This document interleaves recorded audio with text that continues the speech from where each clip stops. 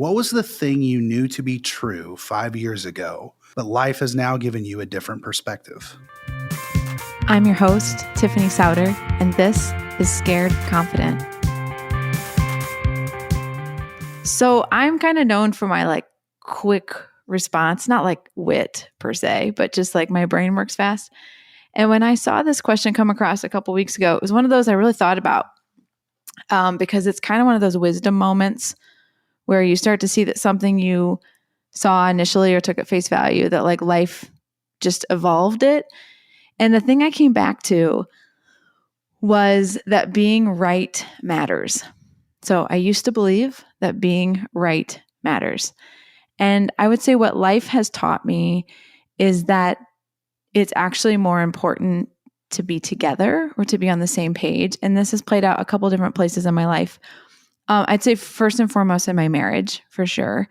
My husband and I are both firstborns. We both are really competitive and we both want to be right. And that just did not serve us well at the beginning of our marriage, both of us just wanting to be right. Because when you're right, it's actually the other person is wrong, which is not a great feeling, right? When your spouse makes you wrong. And I just started to learn it's actually more important that we're together. So sometimes you're right, and that's true. But in that moment in time, it's not important that you being right is discovered. It's okay to have a little humility or to be like, okay, I can sort of be open to a different perspective. And what I have found is with time, truth tells its story always. But standing your ground and being right for the sake of being right, oftentimes in a relationship, it doesn't serve the big picture of the relationship. And the other place that I've seen it play out is at work.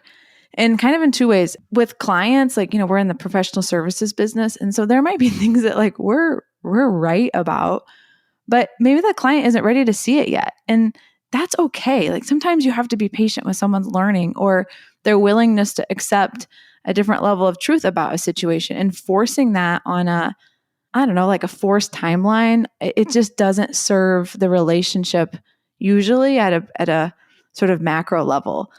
A little sneak peek into the Sauder family home office here. There's a little 3x5 card that has, don't be right at each other, be right with one another. So we have this little daily reminder. It's been that big of a deal. But I really would encourage you in your relationships, nobody wins when you're right at each other. The other person has to lose for you to be able to be right. And really what you often want in the big picture is for you both to win, for you both to have a relationship, for you both to be right in the fact that you're in relationship with one another. So be okay being wrong in the short term, and being together is far more important. So what else is on your mind? Text me, 317-350-8921, 317-350-8921.